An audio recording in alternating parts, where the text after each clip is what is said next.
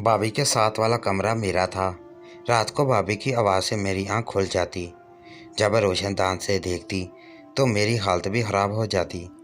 एक दिन पूरी रात देखने का प्रोग्राम बना लिया।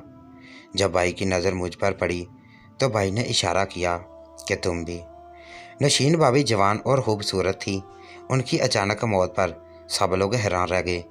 अगर हमारी रिश्तेदारी ना होती तो नशीन के अम्मा अब्बा हम लोगों पर केस कर देते, क्योंकि नशीन भाभी के चेहरे की हालत बता रही थी कि वो किस कदर अजियत में रही होगी। नशीन भाभी का चेहरा स्याह पड़ चुका था और उनके मुंह से झाग बह रहा था। ऐसा लग रहा था जैसा उन्हें जान से मार दिया गया हो, लेकिन भैया पर कोई ऐसा इल्ज़ाम लगाने का सोच भी नहीं सकता था।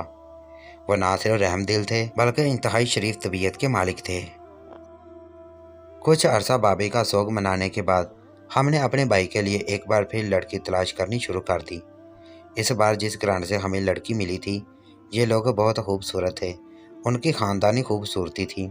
मेरी भाभी शादिया को जो भी देखता रश्क भरी निगाहों से देखता। शादी हुई तो मेरा दिल धड़क रहा था। ना जाने क्यों मुझे लग रहा था कि आज रात शादिया भाभी इस ज़िंदगी से नाता तोड़कर हमसे दूर चली जाएंगी। आहर नशीन भाभी के साथ भी तो ऐसा ही हुआ था। तब मैंने दिल ही दिल में सोचा, अब मैं ऐसा नहीं होने दूंगी, क्योंकि हमारी पिछली तीनों भाभीयों की मौत एक ही तरीके से हुई थी और इसके पीछे ज़रूर कोई ना कोई मामला था। अगरचे हमें ये सब अभी तक सब मालूम ना था कि इसकी वजह क्या है, लेकिन एक जैसी अमवात होने की वजह तो साफ जाहिर है कि इसके पीछे कोई ना कोई हाथ है। ये तो खैर से लोगों की शराफत थी कि उन्होंने हम पर गलत इल्ज़ामात नहीं लगाए, वरना ऐसे घर में रिश्ता कौन देता है। शाजिया को हम ख़ानदान से ब्याह कर लाए थे। उसके माँ बाप गरीब थे। इस सब के बावजूद भी उन्होंने अपनी बेटी का रिश्ता हमें दे दिया। हम उनके मशकूर थे, मगर शादी के दिन मैंने अपने दिल में तय कर लिया कि शादिया के साथ वो सब नहीं होने दूंगी जो सब मेरी बाकी भाभीयों के साथ हुआ था। मैंने शादिया के साथ बातचीत शुरू कर दी। रात को जब हम दुल्हन को उसके कमरे में लेकर गए तो मैं उसके पास ही बैठी रही। वो बहुत डरी सहमी मासूम सी लड़की थी। मैं उससे बातें करती तो वह जवाब देती जाती। उसने खुद से कोई बात नहीं की। तब मैंने कहा, आज रात मैं यहीं रह जाती हूँ, क्योंकि हमारी पिछली भाभीयों के साथ जो हो चुका है मैं तुम्हारे साथ नहीं होने देना चाहती। उसने खौफज़दा निगाहों से मेरी तरफ देखा। क्या हुआ था आपकी पिछली भाभीयों के साथ? कुछ नहीं, अभी तुम्हें पता चल जाएगा, लेकिन फ़िलहाल इस बारे में बात करना अच्छी नहीं। मैंने उसे समझाया। वो किसी बच्चे की तरह हाथ बांधे बैठी रही। उसने तो इस बात पर कोई एतराज़ नहीं किया कि मैं रात को उसके कमरे में ठहर जाऊं। थोड़ी देर बाद जब भैया आए तो अम्मा ने मुझे कमरे से बाहर जाने का कहा। बोली, मियाँ बीवी के मामलात में दखलंदाजी करना अच्छी बात नहीं, तुम जाकर अपने कमरे में सो जाओ। मगर मुझे चैन कहाँ था। मैं अम्मा और भैया दोनों से लड़ पड़ी। अम्मा, आप नहीं जानती पिछली भाभीयों के साथ क्या हुआ। उन्हें भी अकेला छोड़ देंगे तो वही सब होगा। मैं जाकर देखना चाहती हूँ कि आखिर इस कमरे में ऐसा क्या है। हो सकता है अम्मा के हमारे जागने से वो अफसोसनाक वाक़या टल जाए। अब ऐसा कुछ नहीं होगा, अम्मा ने मजबूती से कहा। अम्मा, आपने तो पहले भी ऐसे ही कहा था, इसकी क्या गारंटी है कि कुछ नहीं होगा। मेरी ज़िद पर अम्मा सोच में पड़ गई। सच बात तो यह है कि भैया भी डर रहे थे। फिर भैया खुद ही कहने लगे, अच्छा नाजिया, तुम ऐसा करो, तुम भी इसी कमरे में सो जाओ, मैं सोफे पर लेट जाता हूँ। हो सकता है कि रात को कोई ऐसा वाक़या पेश आए तो हम दोनों की ज़रूरत पड़े। मुझे खुद इस वाक़े की समझ नहीं आती। मैं चाहता हूँ कि तुम यहीं रुको। भाई की बात सुनकर मैंने खुदा का शुक्र अदा किया कि मैं आज भाभी की जान बचाने में कामयाब हो जाऊँगी। थोड़ी देर के बाद मैंने कमरे की रोशनी बुझा दी और कमरे में एक बल्ब सा लैंप जला दिया। शादिया मुझसे बातें करते करते उजला अरूसी में ही सो गई। मैं उसे देखते देखते न जाने कब नींद की वादियों में खो गई। तब अचानक मेरी नज़र सामने वाले कमरे पर पड़ी, जहां मुझे एक साया नज़र आया। मैं हड़बड़ाकर उठ बैठी। या अल्लाह, न जाने क्या होने वाला है। कहीं कोई भाभी का दुश्मन ही तो नहीं जो उनकी जान लेने आ रहा है। मैंने दिल में सोचा। आगे खड़ा शख्स जिसका साया पड़ रहा था वो भी काले रंग के लिबास में मबलूस था और उसका कद काफ़ी ऊंचा लग रहा था। यह देखकर मेरा वजूद कांपने लगा। इससे पहले कि वह शख्स हमारे कमरे तक आता میں نے چیخ ماری اور بھیا کو جگا دیا۔ بھیا اٹھو، وہ آ گیا، وہ بھابھی کو مار دینا چاہتا ہے، میں جنونی انداز میں کہے جا رہی تھی۔ بھابھی بھی آنکھیں ملتا اٹھا، کہاں ہے وہ؟ کون ہے وہ؟ کس کی بات کر رہی ہو؟ بھیا مجھ سے پوچھنے لگے۔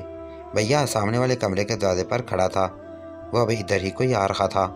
میں نے بھائی سے کہا، مگر ہمارے پاس ایسی کوئی چیز نہیں جس سے ہم اپنا دفاع کر سکیں، میں نے کہا۔ اسی افراتفری میں شادیہ بھی اٹھ کر جاگ گئی تھی۔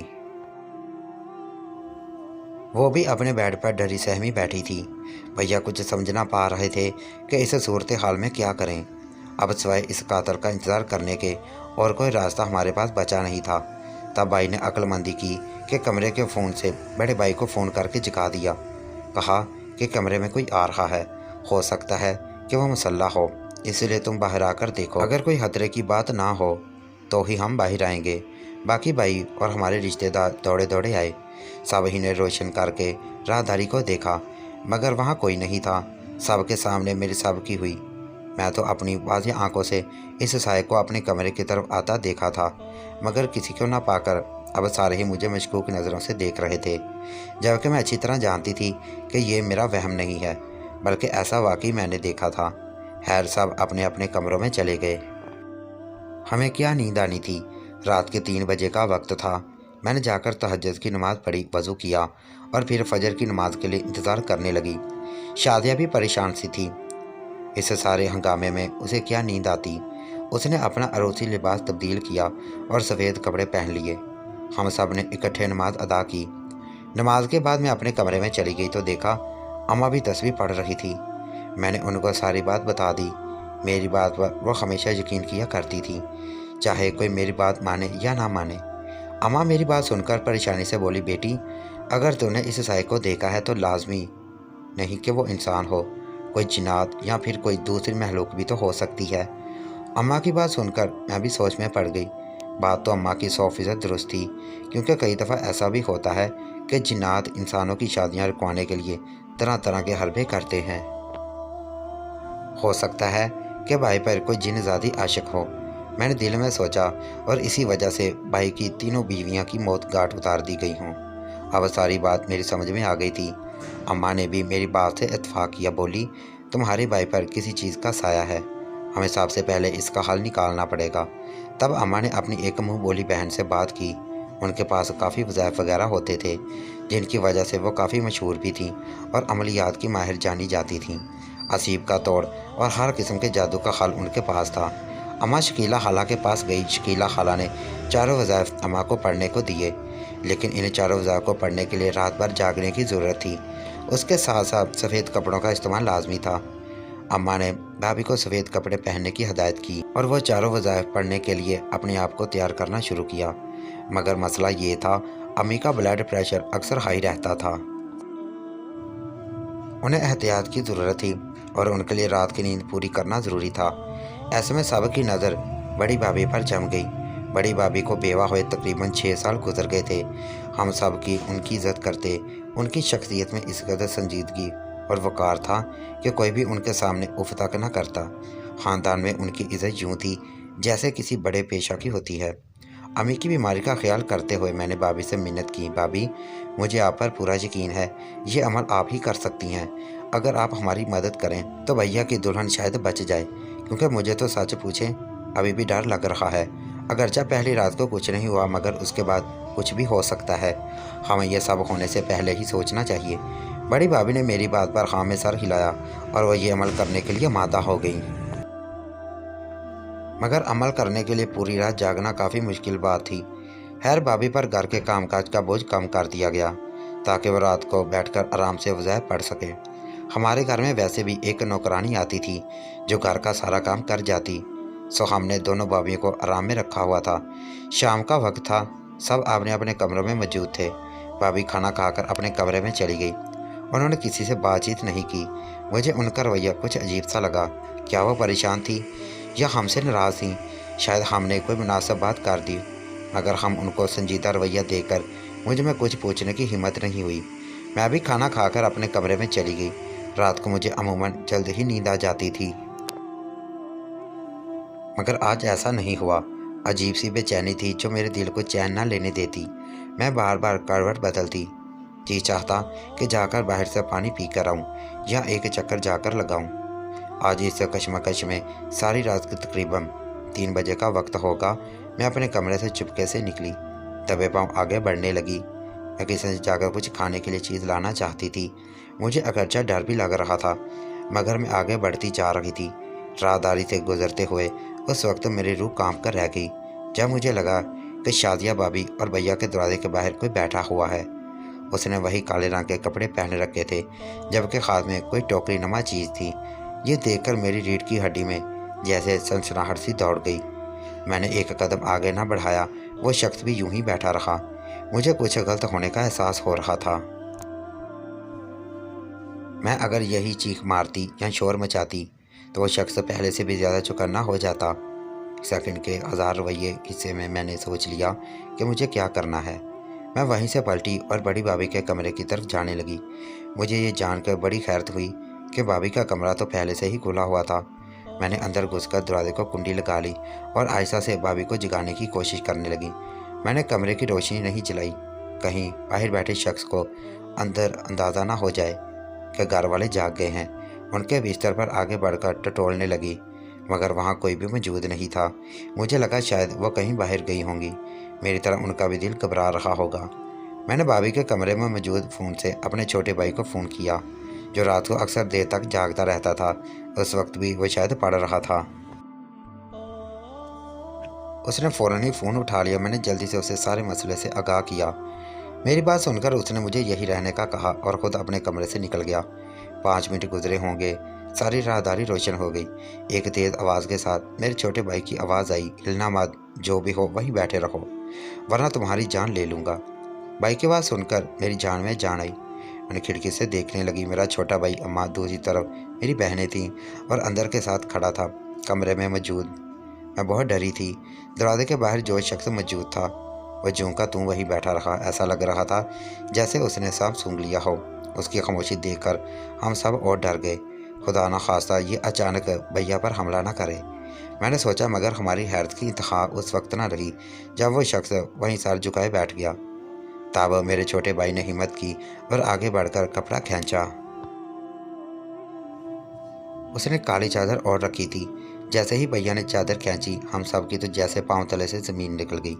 वहाँ कोई और नहीं, बड़ी भाभी बैठी थी। भाभी, आप यहाँ? भैया ने हैरत से पूछा। हाँ, तुम लोग यहाँ क्यों आ गए हो? मैं अपना कोई अमल कर रही थी, इसी सिलसिले में यहाँ आई थी। भाभी ने बड़ी टोकरी पर हाथ रखते हुए कहा, जैसे वो हमसे कुछ छुपाना चाह रही हों। रात की इस पहर तुम दरवाजे की चौखट पर बैठकर कौन सा अमल कर रही थी बहू? अम्मी ने पूछा। अम्मी जान, आपको तो पता है, आपने खुद ही तो मुझे ये अमल करने को कहा था। हाँ, मगर वो अमल तो मुख्तलिफ था। तुम्हारे हाथ में ये क्या है? अम्मी ने आगे बढ़कर भाभी से टोकरी ले ली और जब टोकरी का ढक्कन उठाया तो खुदा का शुक्र कि बचत हो गई, वरना इसमें एक कदर जहरीला नाग मौजूद था और उस नाग का एक ही डंग इंसान की जान लेने के लिए काफ़ी था। खुदाया, ये तुमने अपने पास क्यों रखा है? कहीं पागल वागल तो नहीं हो गई? अम्मी ने बहू पर बढ़ते हुए कहा। नहीं अम्मी जान, ये तो बस अमल के सिलसिले में रखा था। आपको मालूम तो है कि ऐसे अमल के लिए क्या कुछ नहीं करना पड़ता। भाभी का चेहरा लाल हो रहा था। उनकी घबराहट साफ बता रही थी कि वह झूठ बोल रही हैं। मैं नहीं मानती, तुमने काले कपड़े पहन रखे हैं और यह सांप का इस्तेमाल नहीं होता सिवाय मौत के अमल के। अम्मा की आखिरी बात ने हम सबको चौकन्ना कर दिया। इसका मतलब था कि बड़ी भाभी, नहीं नहीं, इससे आगे तो हम सोच भी नहीं सकते थे। अम्मा ने बड़ी भाभी को इस वक्त तो कुछ ना कहा और उनसे सांप लेकर छोटे भाई से कह दिया कि जाकर कहीं वीराने में छोड़ दो या किसी सपेरे को दे आओ। उसे मारने की गलती ना करना, वरना सांप की आंखों में उसके मारने वाले का अख्तर रह जाता है और दूसरे सांप इसका बदला लेते हैं। भाई ने अम्मी की बात पर अमल किया। अगले दिन वो सांप सपेरे के पास पहुंचा दिया गया, मगर घर वालों पर यह हकीकत आश्कार हो चुकी थी कि बड़ी भाभी की नीयत ठीक ना थी। उसके एक हफ्ते बाद अम्मा ने अपनी तहकीक जारी रखी। मेरी एक डॉक्टर कज़न को बुलाया, उसे सांप का जिक्र किया, सारी बात उसे समझाई तो वो यही कहने लगी कि आपकी तीनों बहू की मौत किसी सांप के काटने से हुई है। इस बात ने हम सबको अफसरदा कर दिया। भाभी की इज्जत और मोहब्बत हमारे दिलों से जाती रही। हम सोच भी नहीं सकते थे कि छोटे भैया को पाने के लिए वो इस हद तक भी गिर सकती हैं। حالانکہ ہم سب نے ان کو عزت دی، مان دیا اور اپنے گھر میں ایک فرد کی طرح رکھا۔ ان کے بیوہ ہو جانے کے بعد کسی قسم کا فرق نہ کیا، مگر انہوں نے ایک بڑا جرم کیا تھا، اور آپ تو جانتے ہیں کہ قتل کے جرم کی کوئی معافی نہیں، مگر ہم عورت ہونے کے ناطے ان پر یہ الزام لگا کر انہیں تھانے کچہری کا چکر نہیں لگوانا چاہتے تھے۔